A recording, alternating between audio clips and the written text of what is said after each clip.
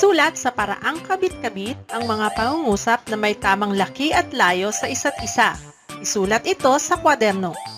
Una, ang dagat ay maalat.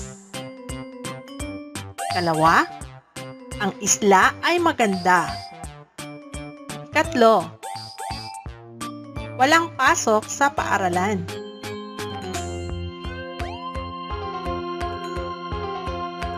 Ikaapat, mabilis tumakbo ang kabayo. Kalima, maraming tanawin sa Pilipinas. Balikan mo na ang mga pangungusap na iyong isusulat sa kwaderno. Maaari mo ring balikan ang gabay sa pagsusulat ng mga titik ng alpabeto sa unang bahagi ng video. Tapos ka na bang magsulat?